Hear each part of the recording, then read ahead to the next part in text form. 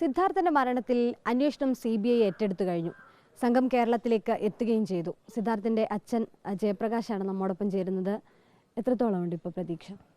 ഇപ്പോൾ ശരിക്കും പറഞ്ഞാൽ നല്ലൊരു പ്രതീക്ഷയുണ്ട്. നമ്മളൊരു CBI വേണമെന്ന് പറഞ്ഞാണല്ലോ ഇത്രയും നാൾ ഇതിനെതിരെ ഒരു സ്ട്രൈക്ക് നടത്തിക്കൊണ്ടെന്ന് പറയാം. CBIക്ക് വേണ്ടിയിട്ട് കേരള പോലീസ് അന്വേഷിച്ച് അത് ഏകദേശം നല്ലൊരു രീതിയിൽ പരുവമാക്കി നശിപ്പിച്ചു വെച്ചിരുന്ന കേസായിരുന്നു.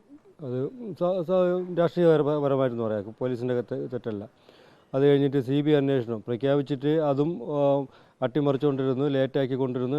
എങ്ങനെയൊക്കെ അട്ടിമറിക്കാൻ പറ്റുമോ, ഏതൊക്കെ രീതിയിൽ ലേറ്റാക്കാൻ പറ്റുമോ അവർ അതിൻ്റെ രീതിയിലുള്ള എല്ലാം ശ്രമിച്ചു. എന്നിട്ടും അതിനെല്ലാം തരണം ചെയ്ത് CBI അന്വേഷണത്തോട്ട് നമ്മൾ കൊണ്ട് എത്തിച്ചു എന്ന് എല്ലാവരുടെയും സഹകരണം കൊണ്ട്, എൻ്റെ മാത്രം കഴിവൊന്നുമല്ല, എൻ്റെ കുടുംബത്തിൻ്റെ മാത്രം കഴിവല്ല, എല്ലാവരുടെയും കൂട്ടായ ഒരു പരിശ്രമം കൊണ്ട് CBI അന്വേഷണത്തോട്ട് എത്തി. പ്രത്യേകിച്ച് ബഹുമാനപ്പെട്ട കോടതി വരെ അതിൽ ഇടപെട്ടു. വളരെ തൃപ്തിയുണ്ട് അതും ആ കോടതി വരെ ഇടപെട്ടുകൊണ്ട് കണ്ടെത്തിച്ചാൽ ഇപ്പോൾ നല്ലൊരു പ്രതീക്ഷ ഉണ്ട്. നല്ല സത്യം പുറത്തു കൊണ്ടുവരും. എല്ലാ കൊലപാതകങ്ങൾക്കും അതിൻ്റേതായ മാക്സിമം ശിക്ഷ തന്നെ കിട്ടുമെന്നുള്ളത്, മാക്സിമം എന്ന് പറഞ്ഞാൽ ഇത്രയും ഇന്ത്യയിൽ ഏതാണ് പരമാവധി കൊടുക്കാവുന്ന ശിക്ഷ അത് തന്നെ കിട്ടും, അത് തന്നെ കിട്ടണം എന്ന് തന്നെയാണ് ഇപ്പോഴും പ്രതീക്ഷിക്കുന്നത്. തുടക്കം മുതൽ കുടുംബം പറയുന്ന പേരുകളൊക്കെ തന്നെയും ഈ അന്വേഷണ പരിധിയിൽ വരുമെന്നിപ്പോൾ വിശ്വസിക്കുന്നുണ്ടോ? തീർച്ചയായിട്ടും തുടക്കം മുതൽ നമ്മൾ പറഞ്ഞിട്ടുള്ള പേരുകൾ പോലീസ് മനഃപൂർവ്വം ഒഴിവാക്കിയ പേരുകളുണ്ട്. ആൻറ്റി റാഗിംഗ് സ്ക്വാഡ് കണ്ടുപിടിച്ചിട്ട് ഒഴിവാക്കിയുള്ള പേരുകളുണ്ട്. ഒരുപാട് പേരുണ്ട്. അത് CBI വരുമ്പോൾ ആ പേരുകളെല്ലാം, ആ കുറ്റവാളികളെല്ലാം ഉൾപ്പെടും എന്നുള്ള 100% എനിക്ക് ഉറപ്പുണ്ട്. പ്രത്യേകിച്ച് അക്ഷയ് എന്ന് പറഞ്ഞാൽ നമുക്കറിയാമല്ലോ, ഇടുക്കിയിലുള്ള നേതാവ് സൂക്ഷിക്കുന്ന അക്ഷയ്, പിന്നെ ആ പെൺകുട്ടികൾ, ഇപ്പോൾ പരാതി കൊടുത്ത ബിൻസിയ, അതൊക്കെ പിടിക്കാൻ പറ്റാത്തതെന്ന് പറഞ്ഞാൽ കമ്മീഷണർ ഓഫീസിൽ ജോലിയാണ് അമ്മയ്ക്ക്, അതുകൊണ്ട് പിടിച്ചില്ല. പിന്നെ ഇത് ആസ്വദിച്ചുകൊണ്ടിരുന്നു കഴിഞ്ഞാൽ അയച്ച പെൺകുട്ടികൾ, അത് ആൻറ്റി റാഗിംഗ് സ്ക്വാഡ് കണ്ടുപിടിച്ചിട്ടുള്ള പേരുകളാണ്. അന്ന് ഞാൻ പറഞ്ഞ പേരുകളോ അല്ലെങ്കിൽ കോളേജുകാർ പറഞ്ഞ പേരുകളോ വെറും റൂമറോ ഒന്നുമല്ല. ഇവരെയൊന്നും പിടിക്കാതെ സർക്കാർ മാക്സിമം അവരെ സംരക്ഷിച്ചുകൊണ്ട് പോയി, ഏതൊക്കെ രീതിയിൽ സംരക്ഷിക്കാമോ, ഏതൊക്കെ രീതിയിൽ തെളിവ് നശിപ്പിക്കാമോ ഇതെല്ലാം ചെയ്തുകൊണ്ട് പോയിട്ടും ഇതുപോലെ കണ്ടെത്തിച്ചുകൊണ്ട് ഉറപ്പായിട്ടും ആ പുറത്ത് കിടക്കുന്ന കുറ്റവാളികളെല്ലാം CBI അന്വേഷിച്ച് കൊണ്ടുവരും. പ്രത്യേകിച്ച് ഡീന്, അസിസ്റ്റൻറ്റ് വാർഡന് ഉൾപ്പെടെ എല്ലാ കുറ്റവാളികളും, സ്റ്റാഫ് ഉൾപ്പെടെയുള്ള കുറ്റവാളികളെ ഇതിൽ ഉൾപ്പെടുത്തി കൊണ്ടുവരും. ഉൾപ്പെടുത്തുന്നത് അവർ ശിക്ഷിക്കും. എനിക്ക് നല്ല വിശ്വാസമുണ്ട് അതിൽ. ഈ കഴിഞ്ഞ ദിവസം ആഭ്യന്തര സെക്രട്ടറി DGPയോട് ഇപ്പോൾ ഒരു വിശദീകരണം തേടിയിട്ടുണ്ട്. അതായത് സർക്കാർ വിജ്ഞാപനം ഇറക്കിയിട്ട് പോലും ഇതിൽ ആത്മാർത്ഥത കാണിച്ചത്, തുടർ നടപടിയിൽ ആത്മാർത്ഥത കാണിക്കാത്തത്, അതിലിപ്പോൾ വിശദീകരണം തേടിയിരിക്കുകയാണ്. അത് ഈ വിശദീകരണം അത്രയ്ക്ക് ആത്മാർത്ഥം ഉണ്ടെങ്കിൽ എന്ത് ചെയ്യണമായിരുന്നു? ഈ കഴിഞ്ഞ ഒരു 10 ദിവസത്തിന് മുമ്പ് ചാൻസലർ തന്നെ ഒരു വിശദീകരണം ചോദിക്കുകയുണ്ടായി വൈസ് ചാൻസലറോട്, എന്തുകൊണ്ട് ആ 30 പേരെ തിരിച്ചെടുത്തു. ആ ഒരു പേരിൽ അവിടുത്തെ വൈസ് ചാൻസലർക്ക് രാജിവെച്ച് പോവേണ്ടി വന്നു. ആ ഒരു പ്രശ്നത്തിലേക്ക് സർക്കാർ രക്ഷപ്പെടുത്താൻ നോക്കിയാൽ 30 കുറ്റവാളികളാണ്. ആ സമയത്ത് പെട്ടെന്നൊരു 3 പേരെ സസ്പെൻഡ് ചെയ്തു. ആഭ്യന്തര ഡിപ്പാർട്ട്മെൻറ്റിൽ 3 പേരെ സസ്പെൻഡ് ചെയ്തു. ആ ഒരു മുഖം കഴുകി അങ്ങ് പോയി. പക്ഷേ അങ്ങനെ വേണമെങ്കിൽ ഇപ്പോൾ ആഭ്യന്തര സെക്രട്ടറി വിശദീകരണം ചോദിച്ചതുപോലെ അപ്പോൾ ചോദിക്കണമായിരുന്നു. അപ്പോഴേ DGPയോടോ അല്ലെ ചോദിക്കേണ്ടടുത്ത് ചോദിക്കുമായിരുന്നു, എന്താണ് കുഴപ്പം, എവിടെയാണ് പ്രശ്നം. അല്ല ഇന്നിപ്പം ഇന്നലെ ഒരു പ്രശ്നം ഉണ്ടായി,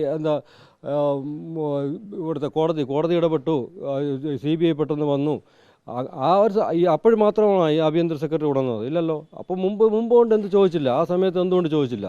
ഒരു 10 ദിവസം മുമ്പ് ഇന്ന് വലിയൊരു ഇഷ്യൂ ഉണ്ടായി, ആ സമയത്ത് ചോദിക്കണമായിരുന്നു. ഇത്ര ആത്മാർത്ഥം ഉണ്ടെങ്കിൽ ചോദിക്കണമായിരുന്നു. ഓക്കെ, ഇപ്പോഴാണ് അവർ ചോദിച്ചിട്ടുണ്ടെങ്കിൽ പിന്നെയും സമ്മതിക്കാം. അത്രയ്ക്ക് ആത്മാർത്ഥമായിട്ടാണ് ഈ ആഭ്യന്തര ഡിപ്പാർട്ട്മെൻറ്റും ആഭ്യന്തര മന്ത്രിക്കും അത്രയ്ക്ക് ആത്മാർത്ഥം ഉണ്ടെങ്കിൽ ഇപ്പോൾ ആഭ്യന്തര സെക്രട്ടറി ചോദിച്ചിരിക്കുന്ന ഒരു ചോദിച്ചിട്ടുണ്ട്, അത് DGPയോട് എൻ്റെ വിശദീകരണം തരാനായിട്ട്. ഓക്കെ, അത് അത്രയ്ക്ക് ആത്മാർത്ഥം ഉണ്ടെങ്കിൽ ഈ വിശദീകരണം കൊടുക്കുമ്പോൾ അതിൻ്റേതായ കുറ്റക്കാർ, ഏതൊക്കെ ഉദ്യോഗസ്ഥരാണ് കുറ്റക്കാർ, അതും കൊടുക്കുമല്ലോ. ആ കൊടുത്തിട്ട് അവർക്കെതിരെ നടപടിയെടുക്കാൻ പറ്റുമെന്ന് നോക്കണം. ഇപ്പോൾ ഇത്രയും ആത്മാർത്ഥം ഉണ്ടെങ്കിൽ ആരാണ് ഈ ഫയൽ പൂഴ്ത്തി വയ്ക്കാൻ നോക്കിയത്, ആരുടെ നിർദ്ദേശം അനുസരിച്ചാണ് ഫയൽ പൂഴ്ത്തി വയ്ക്കാൻ നോക്കിയത്, അതനുസരിച്ചിട്ട് ആക്ഷൻ എടുക്കാൻ പറ്റുമെങ്കിൽ, അത്രയ്ക്ക് ആത്മാർത്ഥം ഉണ്ടെങ്കിൽ ഇന്ന് തന്നെ ആക്ഷൻ എടുക്കണം. കോടതി ചോദിക്കുകയാണല്ലോ എവിടെയാണ് താമസം വന്നിട്ടുണ്ടത് വിശദീകരിക്കണമെന്ന്. ഇന്ന് തന്നെ ആക്ഷൻ എടുക്കട്ടെ, അത്രയ്ക്ക് ആത്മാർത്ഥം ഉണ്ടെങ്കിൽ. അപ്പോൾ ആഭ്യന്തര ഡിപ്പാർട്ട്മെൻറ്റിൻ്റെ മുഖം രക്ഷിക്കാൻ പറ്റും. ഇല്ലെങ്കിൽ അവർ തന്നെയാണ് ഏറ്റവും വലിയ രീതിയിൽ കളിച്ചത്. ഇത് പൂഴ്ത്തി വയ്ക്കാനായിട്ട് SOP ഉള്ള തീവ്രവാദികളെ രക്ഷപ്പെടുത്താൻ വേണ്ടിയിട്ട് ആഭ്യന്തര മന്ത്രാലയം തന്നെയാണ് കളിച്ചത്. കേസ് അട്ടിമറിക്കാനുള്ളൊരു നീക്കത്തിന്, പോലീസിൻ്റെ നീക്കത്തിന് നേരത്തെ ക്ലിഫ് ഹൗസിന് മുന്നിൽ പ്രതിഷേധം നടത്തുമെന്ന് പറഞ്ഞല്ലോ. ഇനിയും അതുമായി മുന്നോട്ട് പോകുന്നുണ്ടോ? പോലീസിൻ്റെ നീക്കത്തിലല്ല ഞാൻ ക്ലിഫ് ഹൗസിൽ പറഞ്ഞത്. ഞാൻ പറഞ്ഞത് രണ്ട് കാര്യമാണ്. ഒന്ന് CBI അന്വേഷണത്തിൻ്റെ കാര്യം, രണ്ടാമത് മെയിനായിട്ട് പറഞ്ഞ കാര്യം ഈ 3 പെൺകുട്ടികളെ എന്തുകൊണ്ട് അറസ്റ്റ് ചെയ്യുന്നില്ല, ഡീനിനെയും അസിസ്റ്റൻറ്റ് വാർഡനെയും വ്യക്തമായി തെളിവുണ്ടായിട്ട് എന്തുകൊണ്ട് അറസ്റ്റ് ചെയ്യുന്നില്ല, ഈ അക്ഷയെ എന്തുകൊണ്ട് അറസ്റ്റ് ചെയ്യുന്നില്ല. ഈ കാരണം വെച്ചിട്ടാണ് ഞാൻ ക്ലിഫ് ഹൗസിലോട്ട് പോകുമെന്ന് പറഞ്ഞത്. ഇനി CBI കേസിൽ വന്നു. CBI കേസിൽ വന്നിട്ട് ഇപ്പോഴും ഞാൻ സമരത്തിൽ നിന്ന് പിന്നോട്ട് പോകണം എന്ന് ഞാൻ തീരുമാനിച്ചിട്ടില്ല. പക്ഷേ എനിക്ക് അതിൻ്റെ നിയമവശം ഇനി പഠിക്കണം. അത് ചെയ്യാൻ പറ്റുമോ, അത് ശരിയാണോ ഇല്ലയോ. അതല്ല എന്നുണ്ടെങ്കിൽ ചിലപ്പോൾ ഞാൻ ഉടനെ തന്നെ അതിന് സാധ്യത ഇല്ലെങ്കിൽ ചിലപ്പോൾ CBI അന്വേഷണം ഏറ്റെടുത്തതുകൊണ്ട് സാധ്യത ഇല്ലയെന്നുണ്ടെങ്കിൽ ചിലപ്പോൾ ഞാനൊരു പത്രസമ്മേളനമായിരിക്കും വിളിച്ചു കൂട്ടാൻ പോകുന്നത്. ഇതിനെതിരെ എനിക്ക് എങ്ങനെയെങ്കിലും ഇത് നാട്ടുകാരെ അറിയിക്കണം. അതായത് ഇവർ ഈ പെൺകുട്ടികളെ സംരക്ഷിച്ചുകൊണ്ട് പോകുന്നു, അക്ഷയെ സംരക്ഷിച്ചുകൊണ്ട് പോകുന്നു, ഈ ഡീനിനെ അസിസ്റ്റൻറ്റ് വാർഡിനെ സംരക്ഷിച്ചുകൊണ്ട് പോകുന്നു. ഡീനിനെ സംരക്ഷിക്കേണ്ട കാര്യം എന്ന് പറഞ്ഞാൽ ഡീനിൻ്റെ ഭാര്യ വിനീത ഫെഡറൽ ബാങ്കിൻ്റെ സ്റ്റാഫ് യൂണിയൻ്റെ അഖിലേന്ത്യാ ജനറൽ സെക്രട്ടറിയാണ്, ഇടതുപക്ഷത്തിൻ്റെ. അതുകൊണ്ട് ഡീനിനെ ഒരിക്കലും സർക്കാരിന് തൊടാൻ പറ്റില്ല. അപ്പോൾ അതൊക്കെ എനിക്ക് പറയണമല്ലോ. ചിലപ്പം ക്ലിപ്പ് ഹൗസിലോട്ട് പോകാൻ പറ്റുമുള്ള നിയമപരമായിട്ട് കുഴപ്പമില്ല എന്നുണ്ടെങ്കിൽ ഞാൻ പോകും. ഇല്ലെങ്കിൽ എനിക്ക് ഒരു പത്രസമ്മേളനം വിളിച്ച് കൂട്ടേണ്ടി വരും. ഏതെങ്കിലും ഞാൻ ചെയ്യും. കാരണം അവരെന്നോട് ചെയ്ത ഈ കൊടിയ അഴിമതി CBI അന്വേഷണം വന്നു എന്ന് പറഞ്ഞിട്ട് ഞാൻ വിട്ടുകളയില്ല. എനിക്കത് അവരെ മുഖം മൂടി പുറത്ത് കാണിക്കുക തന്നെ വേണം.